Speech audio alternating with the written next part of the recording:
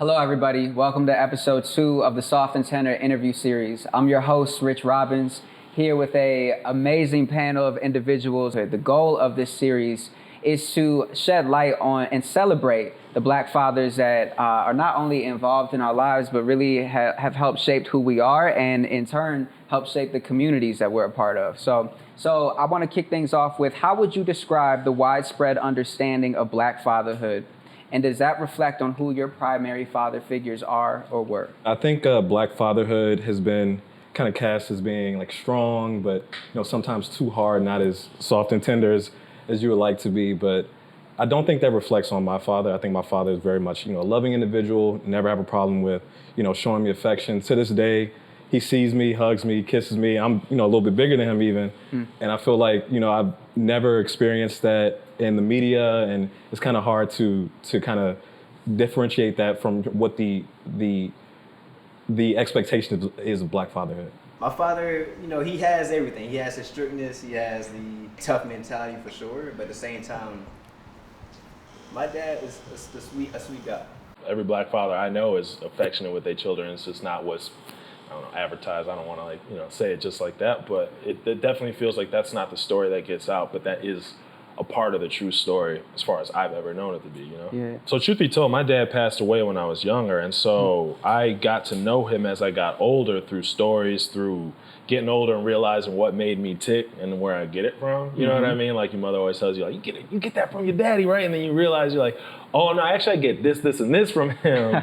You know what I mean? But I didn't figure that out until I got older, and so understanding how Black fathers are viewed around me, so to speak, right? But then also like relearning who this person is and like dedicating parts of my life to like learning who this person was, who this person is in my eyes now is different than what it was when I was younger and what it was even last year, right? Because part of that challenge is like, I know that he didn't just fit in whatever mold is like out there. Do you have other father figures that have played big roles in your lives?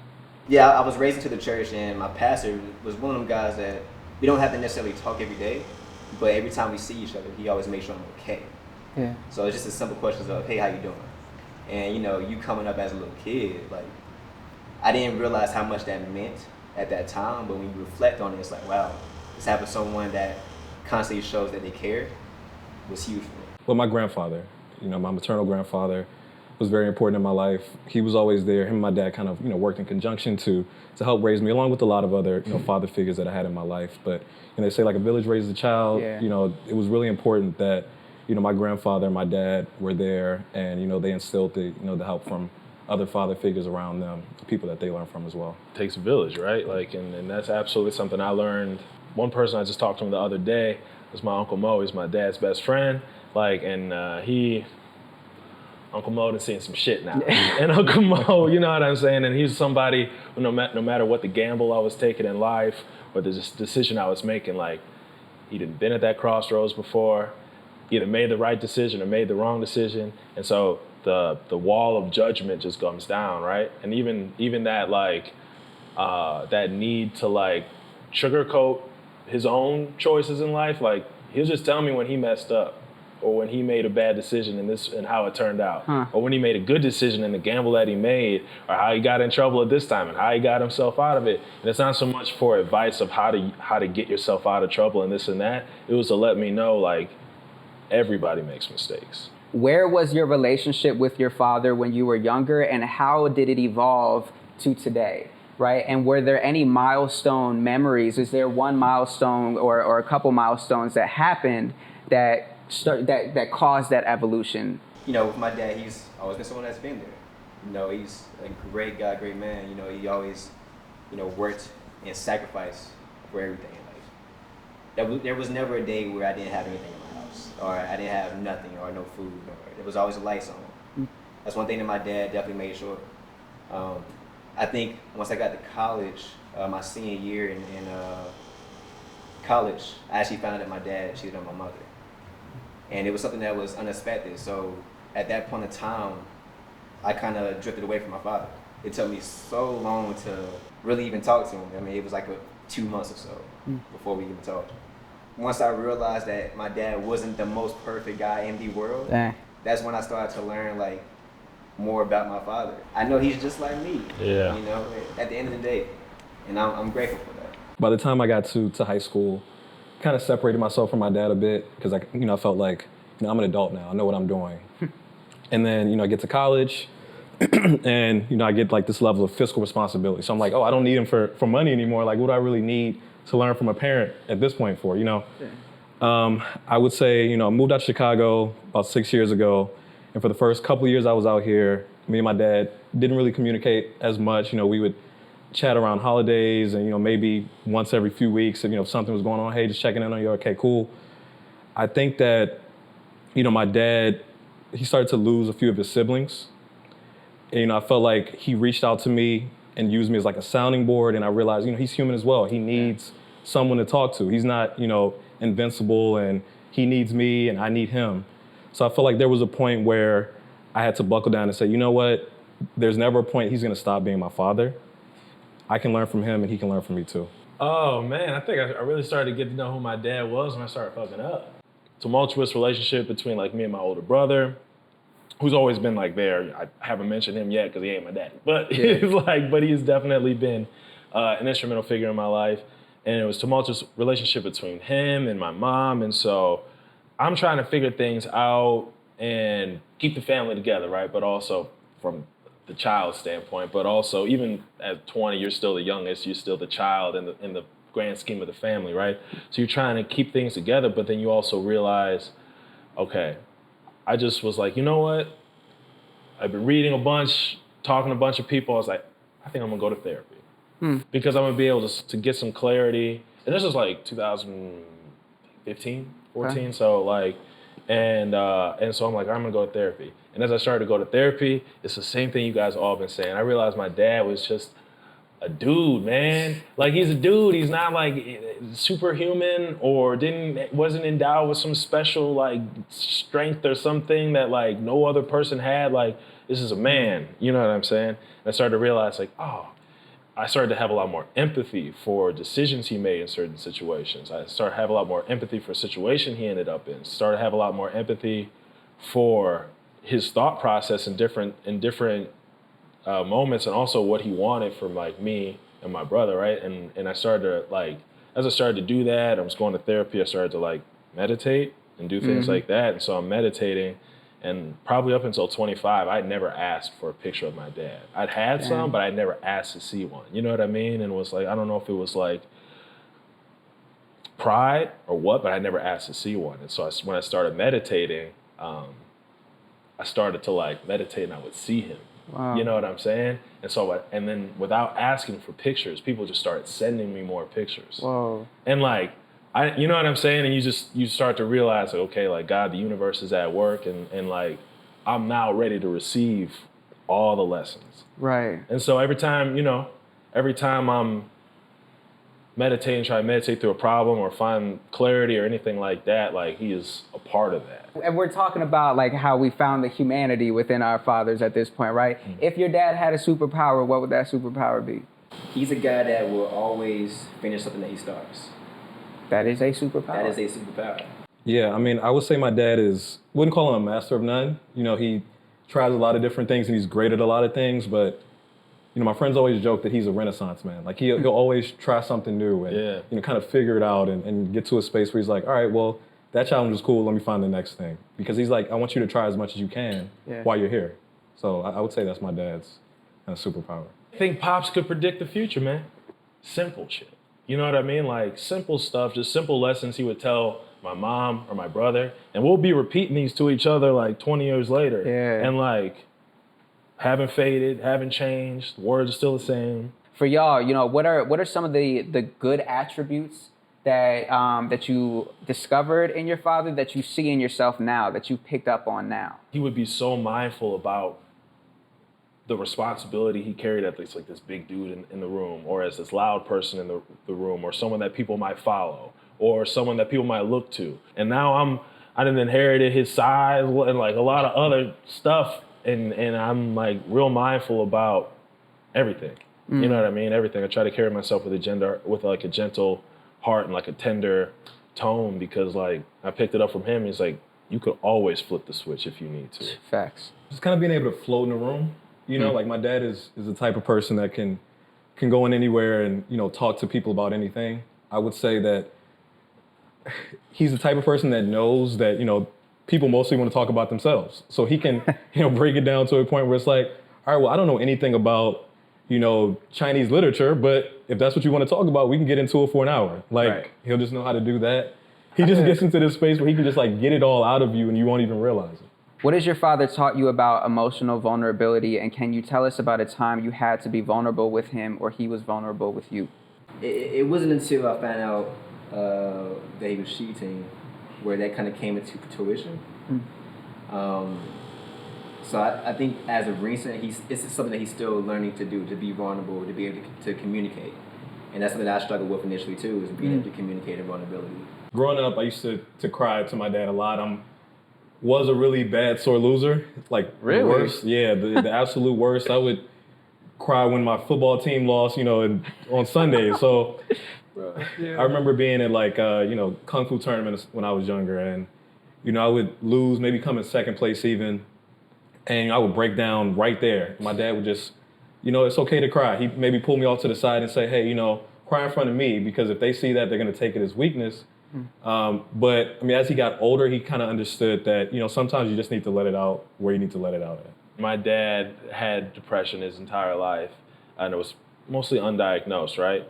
And so the first time my dad was truly vulnerable with me was when I was like 10. He was also, my dad was an alcoholic, he had a lot of stuff going on. But he had an accident, something happened. And he sat me down to explain what happened and how it happened. And I remember him getting real emotional. And you're a kid, like, you see your parents crying or whatever, you're like, oh, it's okay. And he looked at me and he said, I gotta tell you something. It's not okay. It's not okay. I'm not okay.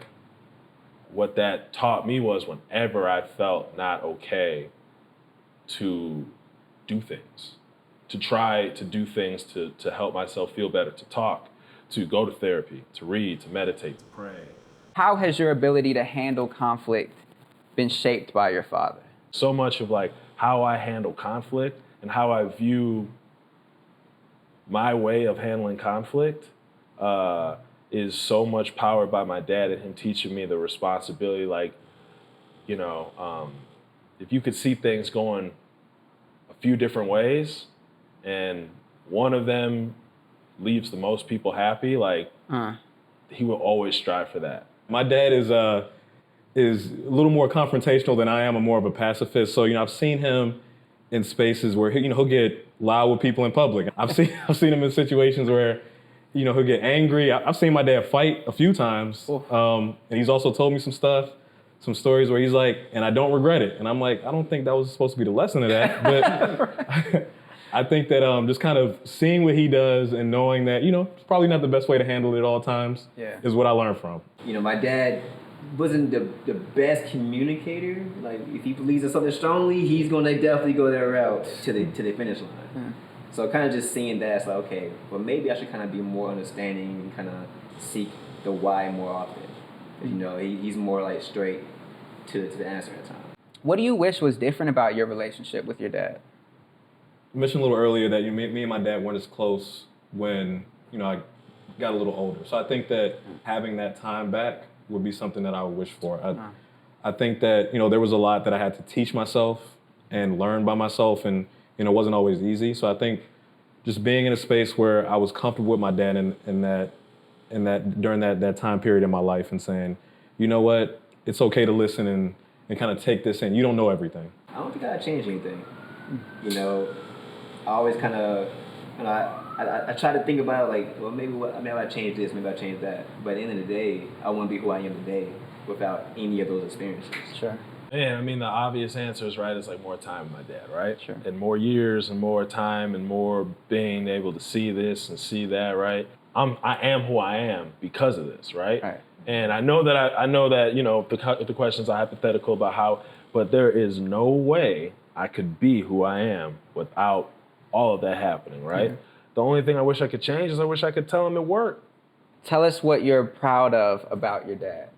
The impact that he made on so many people. You know, I was talking to my Uncle Mo the other day, and he was telling me all these stories, like hilarious stories. Like my dad's this big dude, like sweating in the corner at the party. But as soon as the song comes on, like he loved that song, Pick Up the Pieces, Average White Band. Okay.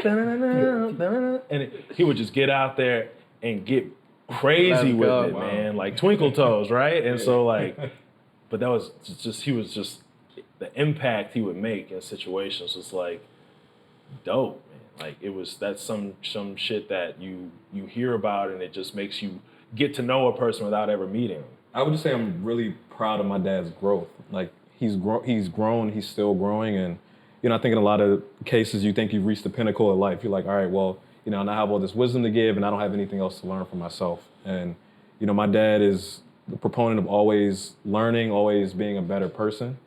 And I mean, I'm just very proud that he's taken initiative to always be a better version of himself every single day, and make sure the people around him are being better people as well. For me, I'm proud of my father's consistency. You know, no matter what, he'll find a way to be there. Like any type of event, any type of game, or you know, usually concert or anything like that, he always finds a way. Yeah. And you know, again, he made something out of nothing. So just the consistency in that manner is amazing, and then also consistency in growth. Like my dad's not perfect, but he's constantly doing these things like therapy and communicating more now because he wasn't the best communicator in the past. Last question for y'all. What do you want people to know about Black fatherhood? It's a beautiful thing. Like, you know, it may not be the most perfect thing in the world, but Black fatherhood can be vulnerable. I mean, you can cry within Black fatherhood. There's a lot of lessons to learn within Black fatherhood. At the same time, we're all strong. Like, you know, my father, and I'm sure all of y'all fathers are very strong individuals. So that's what I want people to know is, you know, we're strong, but also we are faced with a lot of challenges, but we always make it through. I'm learning this from a whole different standpoint. A couple of weeks ago, I found out I'm gonna be a father in December, and so I'm this is some cheesy shit. It is the gift that keeps on giving, bro. Because like every lesson within, I'm not white, so I'm Black, so I'm gonna talk about what I know. You know what I'm saying? It's like every lesson within Black fatherhood builds on the next, and so it's the gift that keeps on giving because I get to teach, you know, my child everything I learned about my father and everything I learned about his father, but then all these little things that I picked up along the way. Right. And they can disregard whatever they want. They can listen to whatever they want, but like it's some of it I know is gonna stick because it's stuck with me, right? Facts. And then that's gonna influence my grandkids one day. Right. And so like it's a never ending, like it's just a never ending gift, and we get to do this. Yes, bro. Yeah.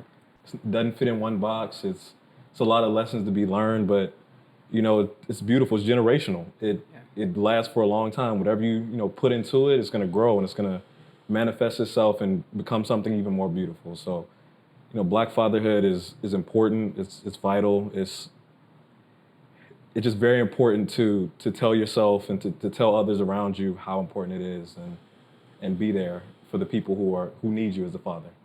Thank y'all. I mean, I think it's also just important that y'all were present today, share these stories today. So I can't tell you enough, you know, from the bottom of my heart, thank you for showing up today and opening up too.